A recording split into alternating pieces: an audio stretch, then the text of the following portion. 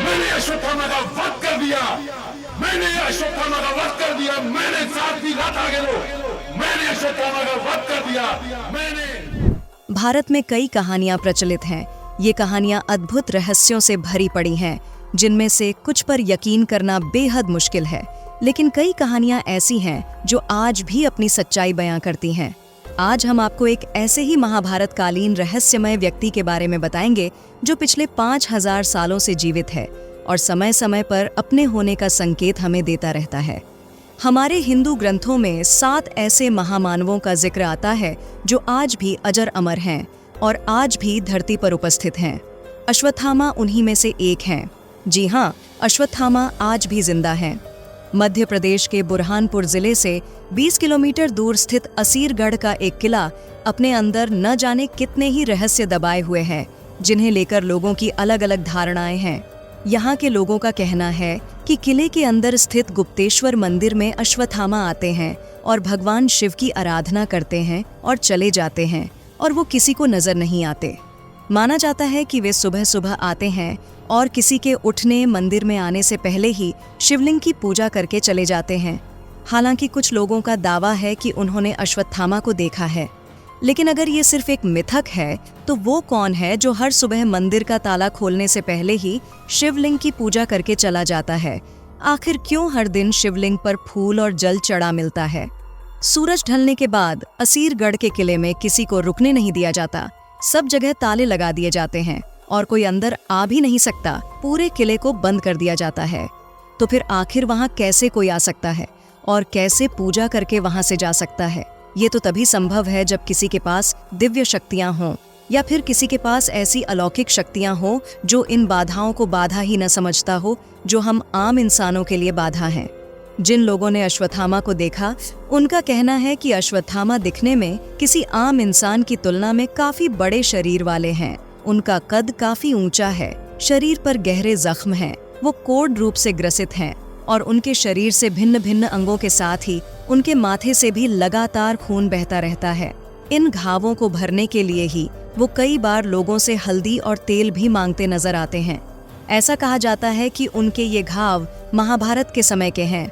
युद्ध में अश्वत्थामा बहुत अधिक घायल हुए थे, जिस कारण उनके घाव अब तक भरे नहीं हैं। वो आज भी जंगलों में भटक भटक कर श्री कृष्ण द्वारा दिए गए श्राप को भुगत रहे हैं। आखिर महाभारत के दौरान अश्वत्थामा के साथ ऐसा क्या हुआ जो वो आज भी जिंदा हैं और यहाँ वहाँ भटक रहे हैं? चाहकर भी उन्हें मौत नहीं आ रही और ये सिलसिला कब तक चलने वाला है? ये जानने के लिए हमें जानना होगा महाभारत के उन किस्सों को जहाँ इसकी शुरुआत हुई थी। दरअसल जब अश्वत्थामा का जन्म हुआ तब उनके गले से घोड़े की तरह ही रोने जैसी आवाज निकली थी, जिसके कारण उनका नाम अश्वत्थामा पड़ा। जन्म से ही अश्वत्थामा के माथे पर एक अमूल्य मणि विद्यमान थी, जो कि उसे दैत्य, दानव, शस्त्र, व्याधि, देवता, नाग आदि से निर्भय रखती थी। वो कई दिनों तक बिना खाए पिए युद्ध लड़ सकते थे, क्योंकि इस मणि से उनको लगातार ऊर्जा मिलती थी। अश्वत्थामा के पिता द्रोणाचार्य ने कौरवों और पांडवों दोनों को शिक्षा दी, लेकिन महाभारत के युद्ध के समय द्रोणाचार्य ने कौरवों का साथ दिया। इसका एक प्रमुख कारण दुर्योधन और अश्वत्थामा की मित्रता थी। महाभारत के युद्ध के समय अश्वत्थामा कौरव पक्ष के सेनापति थे और इस युद्ध में अश्वत्थामा ने अपने पराक्रम का जो प्रदर्शन किया था, उससे हर कोई अचंभित हो गया था। महाभारत के युद्ध में अश्वत्थामा ने अपने पिता गुरु द्रोणाचार्य की भांति कौरवों का साथ दिया। अश्वत्थामा एक वीर योद्धा जिसने महाभारत के युद्ध में अपना पराक्रम दिखाया, जिसने पांडवों की सेना को तितर बितर कर दिया, जिससे पांडवों की हार नजर आने लगी। गुरु द्रोण और बेटे अश्वत्थामा ने मिलकर पांडवों को लगभग परास्त ही कर दिया था। पांडवों के लिए अब अश्वत्थामा सबसे बड़ी समस्या बन चुके थे।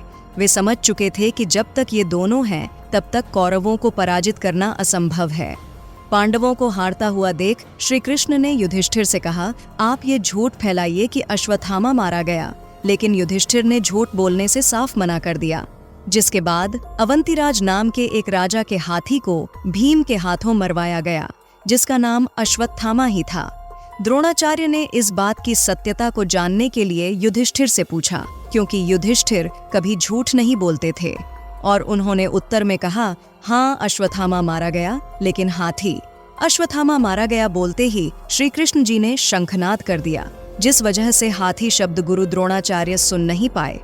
इतना सुनते ही द्रोणाचार्य ने दुखी होकर अपने हथियार नीचे रख दिए और गुरु द्रोण को निहत्था देखकर द्रौपदी के भाई धृष्टद्युम्न ने तलवार से उनका वध कर डाला। गुरु द्रोण की हत्या हो जाने के बाद पांडवों की जीत मानो निश्चित ही थी।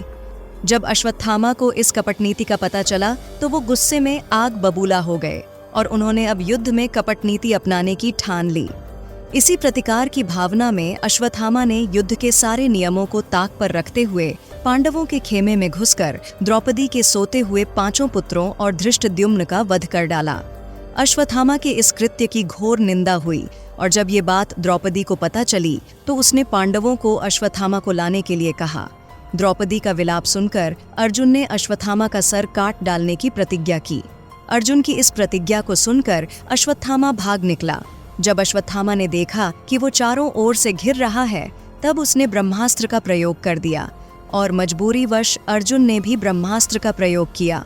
तब महर्षि वेदव्यास जी ने दोनों से कहा कि तुम अपने अपने ब्रह्मास्त्र वापस ले लो, नहीं तो महाविनाश हो जाएगा। ऋषियों की इस बात को सुनकर अर्जुन ने तो ब्रह्मास्त्र वापस ले लिया, लेकिन अश्वत्थामा को वापस लेने की विद्या याद नहीं थी। इसीलिए अश्वत्थामा ने उसकी दिशा मोड़कर अभिमन्यु की विधवा उत्तरा के गर्भ में पल रहे पुत्र परीक्षित की ओर मोड़ दिया। पर भगवान श्री कृष्ण ने अपने प्रताप से उसकी रक्षा कर ली। इसके बाद भगवान कृष्ण अश्वत्थामा पर अत्यधिक क्रोधित हुए और अर्जुन को उन्होंने आदेश दिया कि तुम अपनी तलवार से इसके केश काट दो और इसके मस्तक पर लगी अद्भुत मणि भी निकाल लो। अर्जुन ने उनके आदेश का पालन करते हुए अश्वत्थामा के केश भी काट दिए और उसकी मणि भी निकाल ली।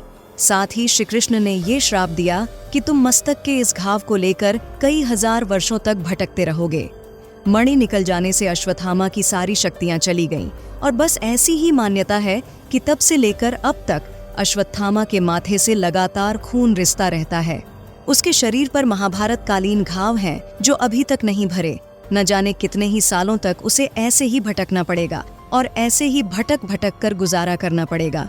और न जाने इस युग के अंत में कब वो कल्कि भगवान से मिलेंगे और उनकी सहायता करेंगे और इस पाप से मुक्ति पाएंगे। यानी अश्वत्थामा की मुक्ति का मार्ग है कल्कि अवतार। जब भगवान कल्कि जन्म लेंगे तब अश्वत्थामा को अपने पाप से मुक्ति मिलेगी और उसके बाद वो इस मृत्युलोक से पलायन कर जाएंगे।